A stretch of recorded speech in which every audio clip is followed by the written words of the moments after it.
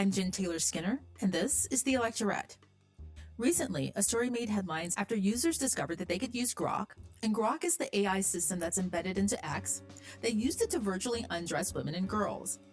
And that discovery reignited a familiar and ugly debate about the harms of artificial intelligence. And as my guest today argues, the most important question here isn't just about what technology can do or what it can't do. It's about who's using it, who built it, who's responsible for the harm, and who stands to benefit when all of those guardrails fail. In this episode, I'm joined by Tazin Khan, the CEO of Cyber Collective. We have a really nuanced conversation about feminist AI. Tazin uses a phrase here that perfectly captures the kind of harm we saw with Grok: technology-facilitated gender-based violence. We talk about why blaming the tech obscures the real sources of harm. And what we should really be talking about is power, capitalism, and platform accountability. And also what it would actually take to protect women and children in a digital world designed without them in mind.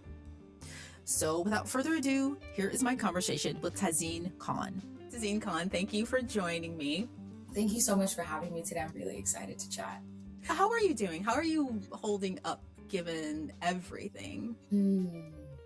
You know, it's such an ebb and flow with how I'm holding up in ways. I think more than anything, I'm just overwhelmed with the amount of information, with the amount of duty that I feel responsible for within the dynamics of what's happening, especially around awareness, information sharing, and technology. But then I am so overstimulated by the shit that I'm seeing online. I'm like, well, we don't need my voice. And I know that we need all of our voices and stuff, but I've been inherently asking myself over and over again on certain topics, like, do we? And so anyway, we could go into a whole existential conversation about this, but doing okay. Yeah. Well, every day is an ebb and flow. And I am trying to navigate the overwhelm of information overload every single day. Yeah. And that surprises me that you would ask, do we need of course we need your voice, especially in this space, right? AI and technology where women are few and far between, and your expertise, of course, we need your voice. So if you ever find yourself asking that again, just speak more, please. I mean, I was on your Instagram and I realized that you're talking about things in relation to AI and technology that no one else is talking about. So Thank you. I will say there are a lot of OGs that I have been standing on the shoulders of that have been talking about these things for a long time. Black women, Black men that have been leading in the space around digital safety, cybersecurity. I think the unique part about me is I'm funny. I'm funny, I'm irreverent, and I'm not afraid to be myself. So I will say that. And what is your propensity for swearing on this podcast? Oh, it's the deeper we get into this. Great, because it does come down to that at times where there's no better adjective than the F word, right? So, and one of the things I heard you talking about, which I'm surprised we haven't heard more about this, is feminist AI, right? Because typically when we talk about artificial intelligence and the harms, the conversations are around job displacement, disinformation, right? And the environmental impact of those AI data centers. And I haven't heard a lot about the specific gendered harms of AI. And one good example happened just recently. Grok, I'm sure you heard about the story, Grok, the AI system that's embedded in X, or Twitter, formerly known as Twitter. They released this feature that allows users to, I think in real time, you can alter images and videos. And of course, it took a hot second for people to go on and use that in nefarious ways. I mean, they started to digitally undress women and girls. I believe that's what happened, right? So what are some of the ways that AI is causing gendered harm that we're overlooking? Yeah, this is a great question, and I sometimes have a very radical take. It's not AI, it's men. Yeah. Yeah, you're right. Grok is not undressing people. People are putting in a prompt inside of a technology that is undressing people, right? There has to be a person. The technology didn't wake up and was like, fuck it, I'm going to undress all of these women today. Like, the technology, as sentient as we are trying to make it out to be, it is still developed by people, programmed by people, inputted with information by people using, I mean, databases and database of information that have been inputted by people, right? Yeah. And so I think like when it comes to the conversations around technology facilitated gender-based violence, the biggest piece is exactly in that word. It's technology facilitated, right? So it's gender-based violence that has existed since, I mean, the existence of humanity in a sense, right? There Right. has been so much discrimination against women, and then you add on the layers of identity to that makes the harm even more niche and more marginalized, depending on the particular group that you're talking about and on behalf. But that is my biggest caveat about the headlines, right? Grok is not doing this. AI is. Now, many people I commented that under the Yeah. Wired article, Yeah. and there were men that commented and said, well, women shouldn't be posting their photos online for us to do that. And then one guy said, well, women have been feeding us the data of their bodies and silhouettes, so it's my right. Yeah. And then other, a bit more uninformed people about how these tools work. Well, it's still the responsibility of the platform. And I know we're going to talk a lot about responsibility and transparency and accountability and stuff today with like different topics. And I know that's my world. I think that when we talk about product and platform transparency and accountability, we need to get so for real about the conversations around the people that are building these tools, that are using these tools, and getting poignant about the healing that needs to happen in society that's causing this to happen. People say the tool is undressing children. Okay, I read it as we have a problem with pedophilia in society. People say Grok is undressing women. We have a problem with addiction to pornography and the internet inherently being a tool for pornography. So that's my big kind of take. And again, should Grok have certain rule sets that keep people from being able to undress and develop explicit content? Absolutely. Do other AI tools have that in place? Yes. Did Grok, I mean, Grok is saying that isn't the case, but thousands and thousands of people are saying that it is. Right. So that's my high level thoughts about the Grok headlines themselves. No, that's excellent. It's such a nuanced point that we need to dig into more because you're right. It is men. I mean, there are millions and millions of people who interact with AI every day, and the majority of them don't end up doing this. So it's not the technology, it's the person behind the technology. And it's also the people, the men behind the technology who are building it. But yeah, I want to dig into the men piece in just a second, but I want to ask you because you said something, you said gender-based violence, I think you said, right? Mm-hmm. And when I read that story, I was unclear whether it was a clear violation, but I wasn't sure if it was actually a crime or not, right? It feels like a crime. Is it? I mean, do we know the legality of this? This is a really great question. This is something that we think about a lot. No, it's not a crime. Hmm. It is not a crime. So, cyber crime within itself is under international cyber law. Cyber crime is any criminal activity that involves a computer, digital device, or network, okay? The United States Department of Justice refers to it as an illegal activity that involves a computer of some sort. Normally, these things are around hacking, identity theft, online fraud, the distribution of malicious software. It's often also at a larger scale than we are looking at it at a more consumer level one-on-one kind of an issue or crime. The other problem is that it's very hard to attribute whether or not the person behind the screen is, if there's a connection point where you have the exact IP address, you have the exact information, and you find that individual on the other side of the screen that's committing that crime. But there's so much technology that exists today that it's so hard to find because you can anonymize yourself so easily on the internet. So when it comes to cybercrime and gender-based harm, it is very difficult to pinpoint whether or not this can be looked at as crime and people can be tried, whether or not there's legal precedence for this. I mean, I was just talking to somebody about this before. I mean, women have only gotten credit cards in the United States, like in the past 50 years. Like we've Right. had access to credit.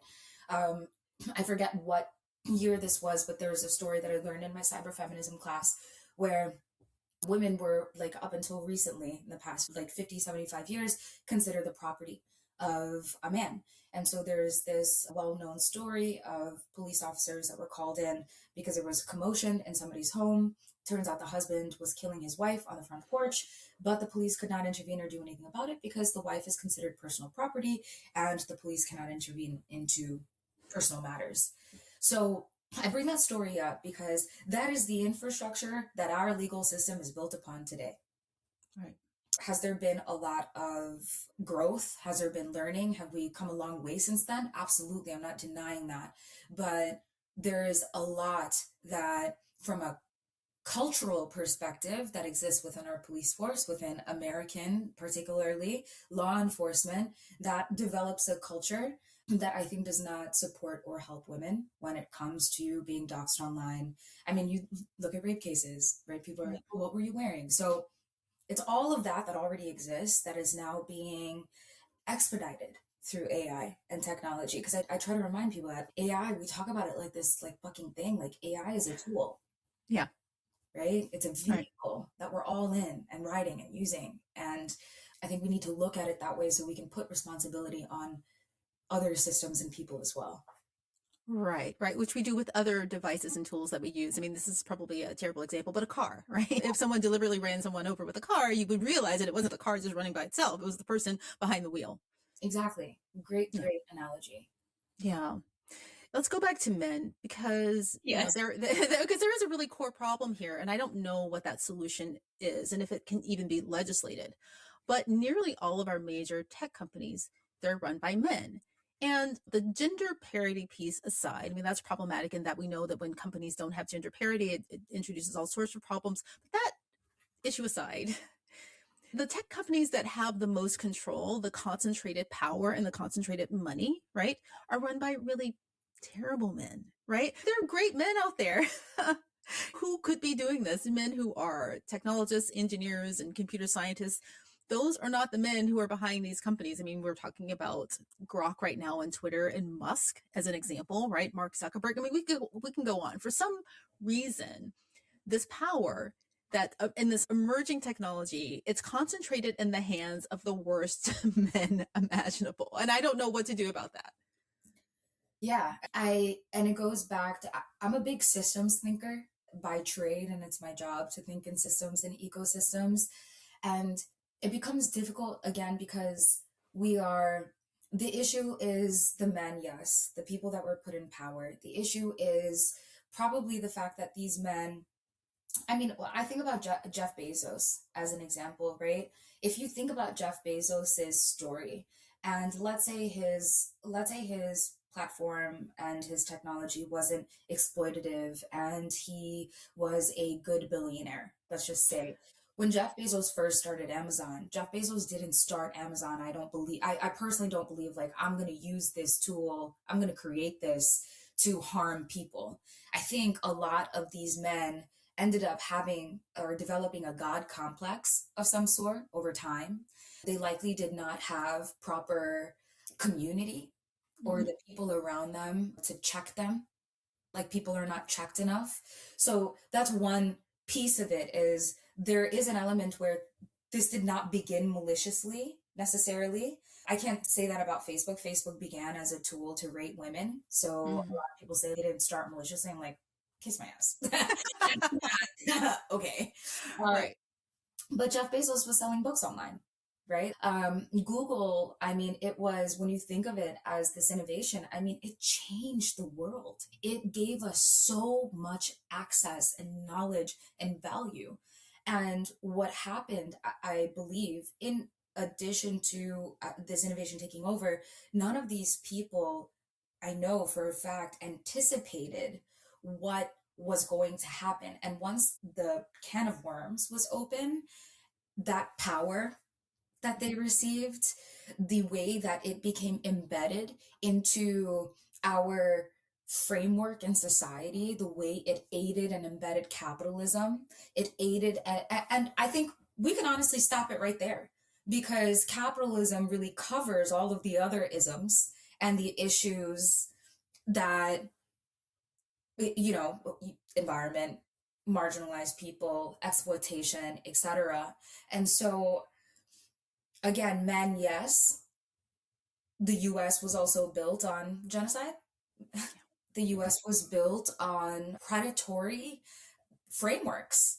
Yeah. And I think it would be so disingenuous to not bring that up, and as to why things have gone as far as they have gone, and why these men have been allotted this opportunity to do what they're doing without jail time. Without, and it's just so interesting because you know about the Elizabeth Holmes from Theranos? Yes. Did you watch the documentary? I've watched all the documentaries. Watch everything, right? It's fascinating. Can we pivot for 1 second? Sure, please.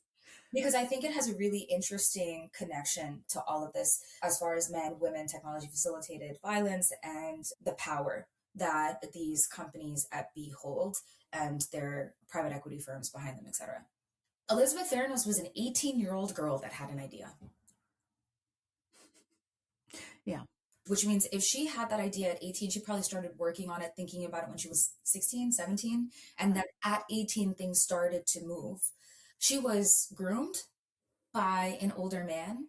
She was influenced by, I'm not taking away her agency. I'm not taking away the fact that what she did was bad. But if you were to really unveil what happened to this young woman who had an idea, then she got all this money. She was groomed by this guy that she was with and then pressured by these other founders and investors to meet the bottom line, to build fast, which is a framework that came from Silicon Valley. Right. And those expectations all coupled together, I asked myself on some real shit, if I was 19 years old and I had to give somebody all that money, I probably would have lied too. And if anybody, like, I resonate with I'm not saying that is what should have happened. I'm not saying it's right, but I'm just saying that it's a really human response. And Elizabeth is in jail. Yeah. Now you think about Mark Zuckerberg and the testimony and the whistleblowers that have come out, that have shared what the platform has done, how the platform has caused global instability, that has caused suicides, death, eating disorders, stalking, more cyber crimes, scams. This entire platform is a vehicle for so much. Yet that man is living and breathing and seen as this God walking around everywhere. And so I bring that up as an example to go back to your question of what about these men? And so again, it goes back to the fabric of society, I think, and the way things are built, especially within the United States and the West, and our desire for witch hunts against women. I was not prepared for that framing. I mean, it's really nuanced, and it's really hard in this space to have those nuanced conversations, especially in this climate right now. But like I said, I've watched all of the Elizabeth Holmes documentaries, and I overlooked that framing because I was thinking of it in terms of race and gender, and the way that because she was able to get away with things that I personally would not be able to get away with, right? And no one's giving me Nobody would have given, like, what are the numbers for Black women to receive funding? Exactly, for some half-baked idea, you know, I'm going to take your blood. They're like, what are you doing? Right. And we do need to have these conversations with nuance, because there will be an Elizabeth Holmes who actually does have an idea that works, right? And perhaps if she makes a mistake, some misstep, she might end up in the same place because we aren't given the same space in the room to grow and to make a misstep, right? Yeah. And with the amount of consumer-facing AI facilitated technology that exists today, right? I mean, we're both in this renaissance of innovation, and it's not regulated. And it's not something that we have a lot of education around. So I really foresee there to be many Elizabeth Holmes Yeah. that are coming out, or versions where people are building these tools and then there are these unintended consequences from the tools that they're building because they're using AI to build it without necessarily, I mean, you don't even need to be a you can literally just type something into one of these tools and say, build me something like this. Will it work well? I mean, probably Yeah. not unless you have some sort of idea, but we have access to more of this now as well, which is fascinating and scary for me as a risk assessor. So, Yeah. Yeah, I just wanted to touch on the capitalism part for just 1 second, yeah, because you're absolutely right. If you just go back to the Grok example, just kind of narrowing the conversation back down yeah, to Grok, sure. it is about capitalism, right? If you were selling these men a product that they want to use in a way that they've been using for harm for centuries, right? And if you don't sell that to them, then you lose some eyeballs, some customers, some audience, right? And that is capitalism at its core. Yeah, and I mean, it's capitalism coupled with the sale of sex Yeah. to men. Yeah, so, and there are a lot of lengthy conversations that we could have about OnlyFans and Pornhub and Mhm.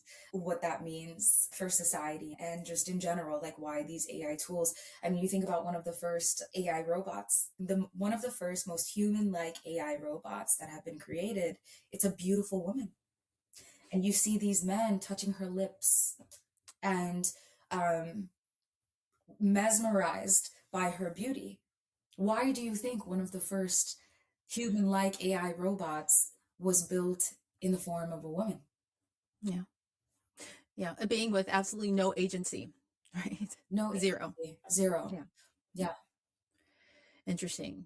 So this might be a controversial thing to admit. I think I did tweet something about this once and got 0 likes, which is why I know it's controversial. I actually like the potential for AI. I actually like what AI can do, right? I don't like all of these harms. I don't like the harm to the planets, right? Yeah. I mean, it has really great potential to solve diseases or to cure diseases rather, and to solve some really big problems. Can you envision as coexisting with AI? I don't think we have a choice in this because it's here, but can we coexist with it in a way where it's not harmful? I mean, can it be useful if we can somehow extract the harm? I think this is a great question. And it's something that there a lot of incredible people that care about this problem are thinking about. And that is something that I want to share for your listeners. And I try to remind people every day that while the headlines and a lot of the conversations are around the hardship and scary parts of I have a group chat of 100 people that are focused on digital safety, right? There are these heroes that don't wear capes all over at these companies and places that are advocating on behalf of our dignity and our health. So I want to start there. Now, to answer your question, and even you saying the take of I like AI, many things can exist at once, right? I think we need to be open to the fact that many things can exist at once because you can say the same shit about Google. But, Yeah. and also the piece of this as well is I think people are unaware that even if you boycott AI, you cannot. It's embedded in everything, right? Like it's embedded in our critical infrastructure. It's embedded in our subway systems. It's embedded in the tracking of chlorine in water, right? Like it is embedded in every single thing. And AI has been here long before people knew about it. I mean, the use of AI has been the past 20, 25 years in the artificial intelligence, machine learning, programming using these types of algorithms and recipes to make your computer more intelligent. I mean, there are conversations right now about quantum computing, that what's known as supercomputing. That's really where we are. And that's a separate dialogue. I don't know as much about that, so I can't speak to it. But your question specifically, can we live in a society where AI is helpful and we extract the harm? Yeah. If it wasn't AI, could we ever live in a society without harm? Yeah. No. The answer is Yeah. no, right? So, and it goes back to what type of healing needs to happen in society, or what types of restorative practices need to exist to help us as a society to mitigate some harm. because people facilitate harm again. And the decisions that we make, we then use the technology to facilitate that harm. Mhm. And now, no matter what, there's also the argument that because people have been inputting certain elements into these tools and using the tools for harm, that there are automated versions of harm, which is the data bias, right? There is the not recognizing certain skin tones and the discrimination against women when it comes to jobs. And so there are many stories about this. So that harm is facilitated by technology. But again, it's based off of biased data. I think that you cannot live life, I think, like on a philosophical level. In order to have good, you must have bad. In order to have greatness, you must have, you know, apocalyptic scenario. I don't know. Yeah. Yin and yang, essentially. Yeah. But I have this level of optimism because now more than ever, people are waking up, which Yeah. I think we haven't seen in the past. People are waking up and standing up for their rights. They're doing more research. They're questioning things. Mhm. They are realizing that this is addictive. Yeah. You know, I'm shocked by the amount of youth that we work with that use flip phones now Oh, yeah. and have pushed away devices. So yeah, I do think both of those things can exist at once. I think it's existing that way right now, you know? Yeah, if I can give a little personal anecdote myself, I was just thinking when you said that I was, at the emergence of the internet, I live in Seattle, as you know, Yeah. and, I was in technology. I worked in technology. I worked at Microsoft for a really long time. And I can tell you, in regards to the silver lining, we were not having these kinds of conversations Mm. about the harms of Google and search bars and the internet, right? Everyone was just all about what can we do? How fast can we move? This is really great. And so that is an evolution that's so early on. Actually, what you just said, we're not early on in AI. AI has been here for a really long time, but I think that people are waking up and having these really important, nuanced conversations earlier than they were, I guess, when Jeff Bezos first came on the scene. So I think that is a good thing, if that makes sense. No, that makes total sense. Absolutely. The ethics teams did not exist. And now we have the issue of our current administration removing a lot of Mhm. these teams. And that's why I'm personally very dedicated to grassroots mobilization when it comes to our rights and our digital dignity, as we call it. We do hold so much power as a people. And yeah, there's definitely more there. I think we're seeing a lot of it too within the push for policy across the board around this as well.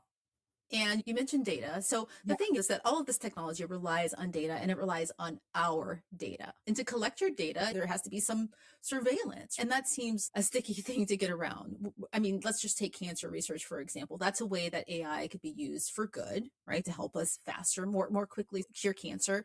But it relies on data. And so how do we get around the problem of giving our data or using our data for good and preserving our privacy? I Great mean, question. The question is, how do we get around using our data for good and keeping in mind our privacy? exactly. I mean, because AI improves the more data it has, right? It improves as it has more data, and that data is ours, right? And we want to preserve our data for purposes of privacy. So I'm like a big diagram type. My brain is going, Am I thinking about this in the wrong way? no, you're thinking about it in a great way. There's no, as long as we're fucking thinking. As long as we're thinking, babe, we Yeah, are in a great place because I'll tell you, there are a lot of people not thinking at all. that's true. Very true. I do run into them. Here's data, right? Data's at the center. Okay. And with data at the center, we have people, we have tech tools, we have databases, we have critical infrastructure, we have legislation. The element, the piece here is that data is connected to every single part of our world because our world is connected via the internet now.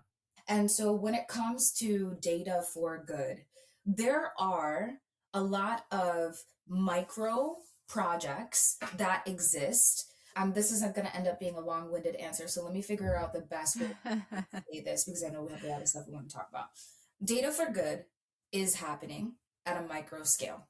And there are various communities and niche communities that are thinking about how they're collecting data, how they are using the data from the people that they collected from, and then how they are then re-aggregating that data. Because what happens is sometimes a lot of organizations will innocently collect data. They may even have really great data privacy policies. They then may have even better third party data sharing policies, which means that I am X company, I'm doing business with Y company, I'm going to share this data with them because we had a conversation and this data is really going to help them with whatever mission that they have, and we're both mission oriented. But Y company, somebody within Y company, maybe somebody on the sales team or the business development team of some sort, they're like, wait, I just got a great deal. Our lights are about to go off. We're mission oriented. These people, we have an opportunity to get millions of dollars, guys. I talked to them. They're really great. Let's just do this. They're just going to need an API connection or something. They're just going to need access to one, two, three things. Right. Then they give that access. And then that Z company is very bad. Yeah. And that Z company then takes that data and uses it maliciously. So that's one scenario where that pipeline, that ecosystem where it starts good and turns bad. So that's the piece of, we can have better data sharing practices and to be more aware as small business owners, medium-sized business owners, marketers, etc. Because you even see it with creators all the time, right? People are developing their ethos and their relationship with technology based off of what they need and what's best for them. Mm-hmm. So they might have a paywall on their website because they need to make money, and they might have really great intention. But what they don't know is that by having that paywall and collecting that information, and what's getting them money is that's just data brokerage. They're collecting that email. So I know I still have not answered your question. I'm sorry. No, that's fine. But I'm still learning something. We're thinking, right? Like you said. So your question originally was, can data for good exist? Now that's one piece of, what do we do with the data now? How do we safely and ethically and with dignity have data practices as people and businesses? Then there's the piece of, can we go back and can we fix some of the bad data? Is that possible to sift through? I have heard conversations of that. I don't know examples of that off the top of my head, but I don't doubt that there are people probably working on large data sets to remove bias, to remove a lot of harmful elements that might exist. That's a lot of what content moderation does. But because it's automated, it doesn't always work necessarily. Yeah. And then the last piece is this data infrastructure.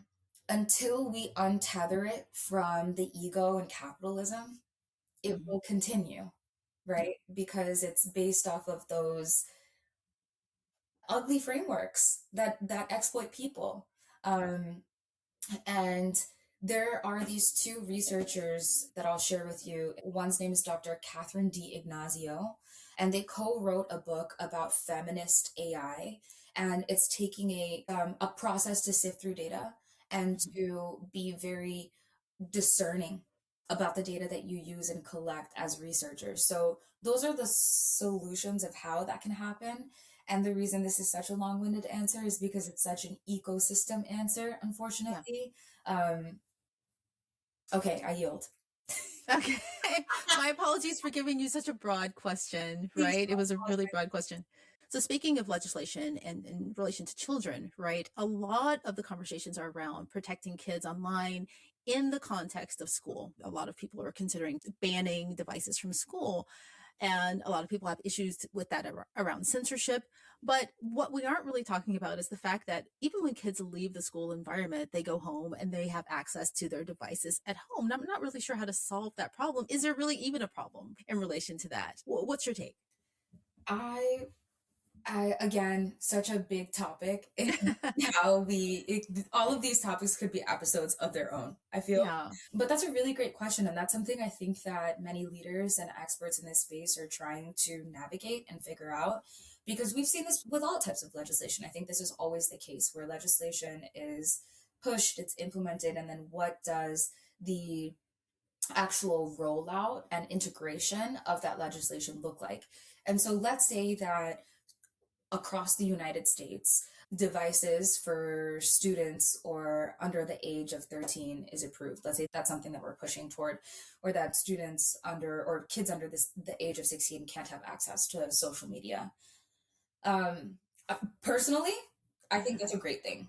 Yeah. Personally, however, what people are not accounting for, and I like doing things anecdotally, like sharing it as a story, so I'll do it this way. Imagine your kid is addicted to their phone. And let's think about the symptoms of addiction. What Yeah. happens when you take away the fix for an addict? They're going to Yeah. crash out there. And I can only speak on behalf of the people in my life. And I know, and I won't use any names, but I know a lot of people with their whose kids are addicted to their devices. And when you create and they never develop boundaries to begin with, and when they try to develop boundaries, and I see it with my own eyes at like family parties or something like that, the kids will scream at the top of their lungs or just completely crash out. So now at a larger scale, let's think about parents in a country where we don't have childcare, where a lot of us don't have support from family members, and we're both assuming that it's a two-parent household, assuming all of these norms. Kid goes to school, kid finds out devices are banned, grabs kid's device. Okay, the kid goes home, parents are like, well, your school said this, and I highly agree. What are parents to do when that kid's mental health is impacted? Many of these kids, I mean, speaking for myself, growing up a Muslim, I wasn't allowed to do a lot. I wasn't allowed to hang out with my friends or go to movies and stuff. My parents were really strict, and they were strict because they were scared. They didn't know what was Mm. out there. And my lifeline was AIM. And I used AIM to talk to my friends and hang out with them. And so for many of these kids who have not learned, who have not been socialized in person, who have relied on devices to be social with their friends on the internet, are all of a sudden being told that you can't have access to this because you are addicted to it. And those parents are also not given the necessary support of, are those kids that are they giving extra guidance counseling hours to these children in these schools? Is there therapy support, mental health support? I know for damn sure any of my siblings or even me, if I'm watching my niece and nephew and I had a long day, I'm going to let them watch the TV. I'm going to let them use the iPad. Maybe not the iPad, but then there becomes shame around Yeah. this, around what parents are giving their devices, because sure, the kid can have it, but it's not a device free household, most likely. And if Right. the kid is addicted to the device, I can promise you that the parent is too, Yeah. right? So it's being so real about these elements. There are a lot of conversations about what's happening to children, but we're not putting a magnifying glass, I think, of what we're doing as adults and Right. the behavior that we are setting an example for. So that's one piece of it. The other piece of this that I think is interesting is the technical burden on a lot of these companies and how they will solve for some of what the legislation is asking for. And some of what the legislation is asking for is age verification or content moderation to keep kids Hmm. from seeing certain information, which they might moderate that with keywords, with certain image descriptions, etc., which in turn may impact just the social media experience for everyone. And there's also a lot of fear around the control then that these tech companies have on what to moderate on the basis of protecting kids. So then it goes into, well, are we going to ban, based off of our current legislation, information about LGBTQ families and Right. storybooks? That's a lot of what like the organization Electric Frontier Foundation talks a lot about in relation to this legislation. So yeah, I think we're going to have to look with a magnifying glass what's happening inside of homes. I think more than ever, we're going to have to be really honest about our habits and the fact that we as a society are all glued to screens because they have made it that way. Yeah. And it's not any one person's fault either.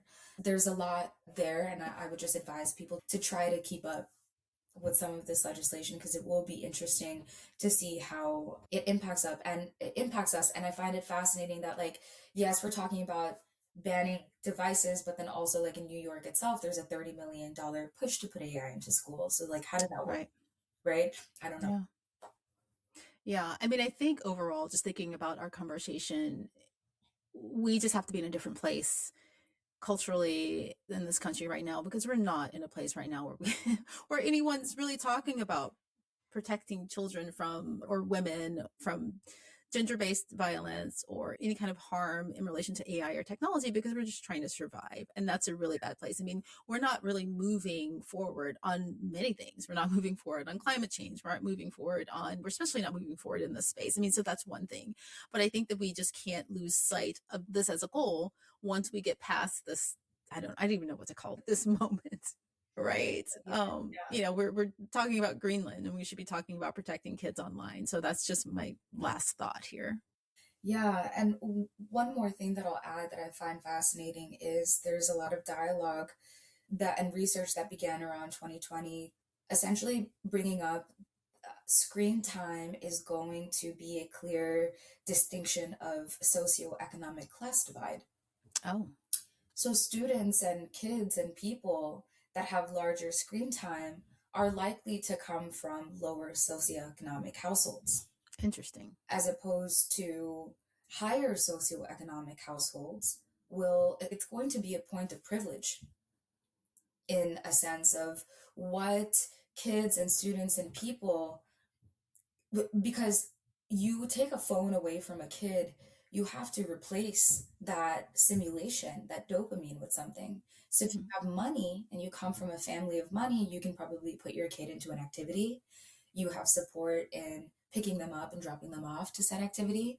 But if you're a family that's in survival, you are a home of first gens or immigrants, and you work 2 jobs and you're trying to make ends meet, you're not going to have the money to put your kid in piano lessons and basketball, or even look up how that might happen. And I speak from experience as being a child of immigrants, and I was the one explaining to my mom and dad, like, we could do this, and this is what this means on this paper, and put me into this club. And so that story is not mine alone. That story is something that still exists today. I bring that up again because those are the people that are going to allow their kids just like, okay, take my phone. Right. Yeah. Right? Watch TV, be on a screen, as opposed to the elite, this new elite that will form. Well, it will be like, oh, I barely have screen time. Oh, you've been on a screen. It's going to be a really interesting thing that I think we're going to continue to see in the next 3 to 5 years. Yeah, that's a whole other conversation. It just reminds me of, I think there was a story a long time ago where Bill Gates famously did not allow his kids to have any screen time. And, as I mentioned earlier in the conversation, I worked for Microsoft for a while, and my husband's also in technology. And, we took a different approach. We needed to be on those devices working. Otherwise, we'd be fired by Bill Gates, but not directly by Bill Gates, but by the company, right? And so how do you make that case for your kids, saying that, hey, we as your parents, we have to bring home money so that you can eat, and we need these devices to do that, because our job is to fix these devices. I mean, that's a whole other conversation. But yeah, it'd be interesting to get into that with you at some point about the class divide here. So yeah, I can recommend, they're called Half the Story. They work very closely with parents and kids to help navigate some of these issues. So I highly recommend any of your listeners to check them out.